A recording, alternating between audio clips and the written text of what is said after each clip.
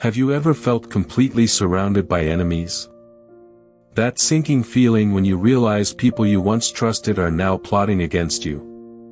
In 1012 BCE, a young shepherd-turned-warrior named David found himself in exactly this position. Pursued relentlessly by King Saul through the wilderness of Judea, David penned what we now know as Psalm 35, one of the most passionate cries for divine justice in all of ancient literature. What makes this prayer so powerful isn't just its raw emotion, but its absolute trust that justice will eventually prevail. How can someone facing death daily maintain such unwavering faith?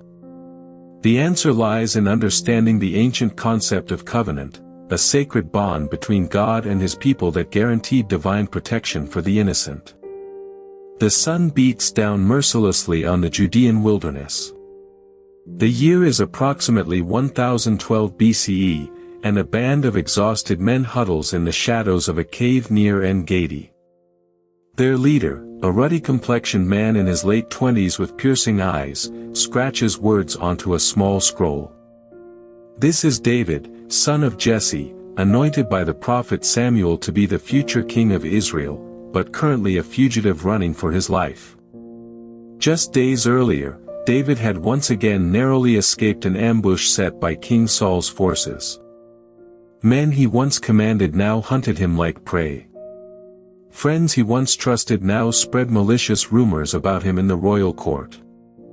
With nowhere else to turn, David does what he has done since childhood: he pours out his heart to God. The words flowing from his stylus would eventually become Psalm 35, a powerful prayer that resonates across 3 millennia with anyone who has ever faced betrayal, false accusations, or unjust persecution. Contend, O Lord, with those who contend with me, fight against those who fight against me. Take up shield and armor, arise and come to my aid. These opening lines reveal something profound about ancient Near Eastern culture. In the legal systems of the time, around 1000 BCE, those without power often needed an advocate, someone to contend, or literally, bring a legal case on their behalf. Without family connections or wealth, justice was nearly impossible to obtain. But David appeals to the ultimate advocate, God himself. The imagery here is striking. David, a renowned warrior who had slain Goliath and led successful military campaigns, doesn't call for weapons for himself. Instead, he visualizes God as a divine warrior putting on battle gear to defend him. This reflects the ancient concept of divine warrior theology that appears throughout texts from Mesopotamia to Egypt during this period. Take hold of shield and buckler, rise up to help me. Draw the spear and javelin against my pursuers, say to my soul, I am your salvation. Shield and buckler represented defensive weapons, while spear and javelin were offensive. David's prayer is comprehensive. He needs both protection from current attacks and intervention to stop his enemies. The Hebrew word for salvation here is Yeshua, which encompasses physical deliverance and spiritual redemption. David isn't just asking for temporary safety, he's seeking complete vindication. Historical context matters deeply here. By 1012 BCE, David had already been anointed as the future king, had served in Saul's court, had married Saul's daughter Michal, and had formed a covenant friendship with Jonathan, Saul's son. His fall from favor wasn't due to any crime but stemmed from Saul's growing jealousy and paranoia.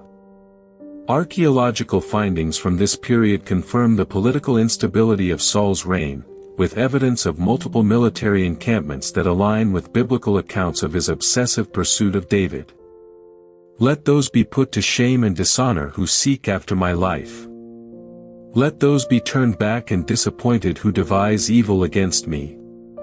Shame and honor were the primary social currencies in ancient Mediterranean cultures. Far more than just emotions, they determined one's place in society. To be publicly shamed was to lose everything: family connections, economic opportunities, and community standing. By asking God to shame his enemies, David is essentially requesting a complete reversal of fortunes. Let them be like chaff before the wind, with the angel of the Lord driving them away. Let their way be dark and slippery, with the angel of the Lord pursuing them. These agricultural metaphors would have resonated powerfully with the agrarian society of ancient Israel. Chaff was the worthless husk separated from grain during threshing, lightweight, useless, and blown away by the slightest breeze. Everyone who heard this psalm would instantly visualize the annual winnowing process that separated valuable grain from worthless chaff. The angel of the Lord reference is particularly significant. In many ancient Near Eastern texts from the 11th and 10th centuries BCE, divine messengers were seen as extensions of the deity's power. Archaeological evidence from this period shows numerous carved reliefs depicting winged divine messengers executing the will of various gods. For David's original audience, this wasn't merely poetic language but a request for tangible divine intervention. For without 'cause they hid their net for me, without 'cause they dug a pit for my life. Hunting metaphors appear frequently in ancient Near Eastern literature. Nets and pits were common hunting techniques for capturing both animals and enemies. Excavations at sites dating to the Iron Age I period, 1200 to 1000 BCE, have uncovered numerous hunting implements similar to those referenced here. These weren't abstract concepts to David's contemporaries but practical realities they encountered regularly. The repeated phrase, without cause, Hebrew, chinam, establishes the fundamental injustice of David's situation. Under the Mosaic law established approximately 400 years earlier, punishment without cause violated core principles of justice. Exodus 23 verse 7 explicitly commanded, "Keep far from a false charge, and do not kill the innocent and righteous, for I will not acquit the wicked. Let ruin come upon them unawares. And let the net that they hid ensnare them, let them fall into it, to their ruin." This request for poetic justice, that traps set for the innocent would catch the guilty instead, appears in numerous ancient texts. A clay tablet from Mesopotamia dated around 1100 BCE contains a similar prayer to the god Shamash, asking that those who dig pits for others would fall into them themselves. This reflects a widespread belief in divine karmic justice throughout the ancient Near East. Then my soul will rejoice in the Lord, exulting in his salvation. All my bones shall say, O Lord, who is like you, delivering the poor from him who is too strong for him, the poor and needy from him who robs him. The visceral, embodied language, all my bones shall say, reflects Hebrew holistic anthropology. Unlike Greek philosophical traditions that would develop centuries later with their mind-body dualism, ancient Hebrew thought saw humans as unified beings. When David speaks of his bones rejoicing, he's describing total person worship. Archaeological findings from Iron Age Israelite settlements show evidence of worship practices that involved full-body participation, dancing, lifting hands, prostration, confirming this embodied understanding of religious experience. Malicious witnesses rise up, they ask me of things that I do not know. They repay me evil for good, my soul is forlorn. The legal setting becomes explicit here. In ancient Israelite jurisprudence around 1000 BCE, witnesses played a crucial role. Deuteronomy 19 verse 15, part of the legal code established during the preceding century, required multiple witnesses for serious accusations. False testimony was considered a grave offense, punishable under the principle of an eye for an eye, meaning false witnesses would receive the punishment they sought for the accused. Excavated judicial documents from nearby regions during this period confirm similar legal practices throughout the Levant. Clay tablets from Ugarit, 1200 to 1150 BCE, describe court proceedings requiring witness testimony and prohibiting false accusations. But I, when they were sick, I wore sackcloth, I afflicted myself with fasting. I prayed with head bowed on my chest. I went about as though I grieved for my friend or my brother, as one who laments his mother, I bowed down in mourning. This passage provides a window into ancient mourning practices. Sackcloth, rough garments made from goat hair, has been found in archaeological contexts dating to this period. Fasting and physical postures of grief were standardized expressions of sorrow throughout the ancient Near East. By describing these actions, David emphasizes the depth of his compassion for the very people who now seek his downfall. The reference to mourning a mother is particularly poignant. In patriarchal societies of the ancient Near East, the mother-son bond was considered especially sacred. Inscriptions from this period often invoke maternal relationships when describing profound grief. By comparing his sorrow to mourning a mother, David conveys the depth of his emotional investment in these broken relationships.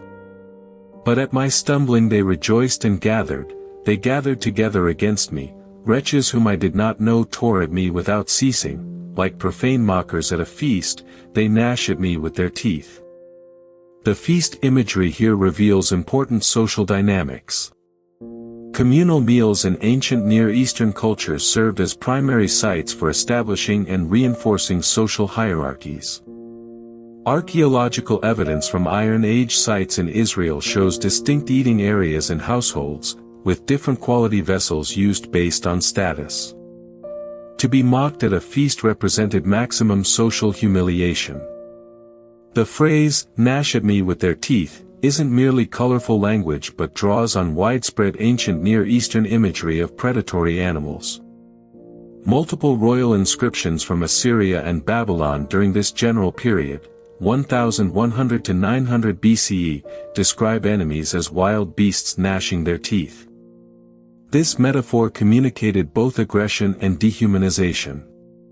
How long, O Lord, will you look on? Rescue me from their ravages, my precious life from the lions.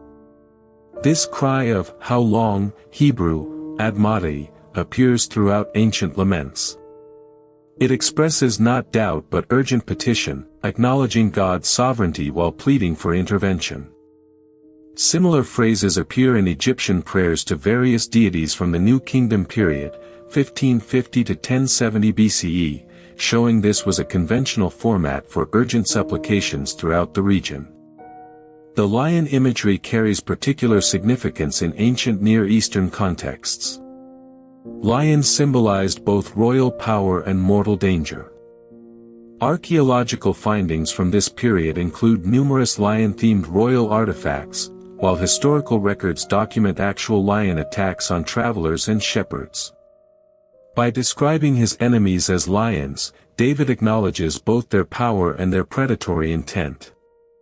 I will thank you in the great congregation, in the mighty throng I will praise you. This shift toward anticipated worship reflects ancient vow-making practices. Archaeological and textual evidence from throughout the ancient Near East documents the practice of making specific vows to deities in exchange for divine intervention. David follows this pattern, promising public praise once God delivers him. The Great Congregation reference points to organized worship in pre-temple Israel. Archaeological excavations at sites like Shiloh have uncovered evidence of large public worship spaces dating to this period. Though Solomon's temple wouldn't be built for another generation, approximately 40 years later in 970 BCE, communal worship was already a central feature of Israelite religious practice. Let not those rejoice over me who are wrongfully my foes, and let not those wink the eye who hate me without cause. The winking eye gesture appears in multiple ancient Near Eastern contexts as a signal of malicious conspiracy. Clay tablets from Mari, 18th century BCE, mention eye gestures as coded communications among plotters. Though these sources predate David by centuries, they demonstrate the long-standing cultural significance of such non-verbal signals in the region. For they do not speak peace, but against those who are quiet in the land they devise words of deceit. They open wide their mouths against me, they say, aha, aha. Our eyes have seen it. The phrase, quiet in the land, likely refers to those who lived peacefully within covenant boundaries. Archaeological evidence from Israelite settlements dating to this period, 11th to 10th centuries BCE, shows clear boundary markers and property divisions, suggesting well-established norms about peaceful coexistence.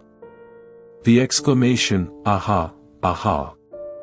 Hebrew, heech heech, appears in multiple ancient texts as an expression of malicious delight. Similar expressions have been found in Ugaritic texts from the century preceding David, indicating this was a conventional way to express gloating throughout the region. You have seen, O Lord, be not silent. O Lord, be not far from me. Awake and rouse yourself for my vindication, for my cause, my God and my Lord. The appeal to God as witness draws on legal terminology. In ancient Near Eastern legal proceedings, witnesses were called to see, ra'ah in Hebrew, events. Multiple excavated legal documents from this general period use similar language of seeing to establish valid testimony. By declaring God has seen, David establishes divine witness to his innocence. Vindicate me, O Lord, my God, according to your righteousness, and let them not rejoice over me. The concept of divine righteousness, tzedakah, fundamentally differs from abstract Greek philosophical concepts of justice that would develop centuries later. In ancient Israelite thought, righteousness wasn't merely about fair distribution but about covenant faithfulness. Archaeological evidence from this period shows numerous covenant renewal ceremonies at sacred sites, confirming the centrality of covenant thinking in daily life. Let them not say in their hearts, aha, our heart's desire. Let them not say, we have swallowed him up. The imagery of swallowing enemies appears throughout ancient Near Eastern royal inscriptions. Ashurbanipal of Assyria, though he ruled centuries after David, described swallowing up his enemies. Similar language appears in Egyptian royal texts from the New Kingdom period, 1550 to 1070 BCE, which overlaps with David's era. This metaphor conveyed total destruction and incorporation of the defeated foe's power into the victor. Let them be put to shame and disappointed altogether who rejoice at my calamity. Let them be clothed with shame and dishonor who magnify themselves against me. The clothing metaphor, being clothed with shame, reflects the material culture of status in ancient Israel. Archaeological finds from this period show distinct garments worn by different social classes. Clothing physically displayed one's social standing. To be clothed in shame meant to be visibly marked as dishonored in the community. Let those who delight in my righteousness shout for joy and be glad and say evermore, great is the Lord, who delights in the welfare of his servant. The communal aspect of vindication emerges here. In tightly knit ancient communities, individual justice had ripple effects. Archaeological evidence from Israelite villages dating to this period shows interconnected household designs with shared walls and communal spaces, physically reflecting the social interdependence documented in biblical texts. Then my tongue shall tell of your righteousness and of your praise all the day long. This closing promise of perpetual praise aligns with ancient votive practices. Archaeological excavations have uncovered numerous votive offerings at Israelite cultic sites dating to this general period, demonstrating the practice of giving thanks for answered prayers. David's vow of constant praise fits perfectly within this cultural framework. The raw emotion of Psalm 35 still resonates today because it speaks to universal human experiences, betrayal, false accusation, and the desperate hope for justice. David's prayer reminds us that even in our darkest moments, when enemies seem to surround us on every side, we are never truly alone. What makes this ancient text particularly powerful is its honesty. David doesn't hide his pain or sanitize his emotions. He brings everything, his anger, his fear, his desire for vindication, directly to God. And yet, throughout his plea, he never takes justice into his own hands. He entrusts judgment to the only truly impartial judge. Perhaps the most remarkable aspect of Psalm 35 is that it was written by a man who, when given the opportunity to kill his pursuer King Saul in the caves of En-Gedi, chose mercy instead. David understood that true justice isn't about personal vengeance but about restoring moral order to a broken world.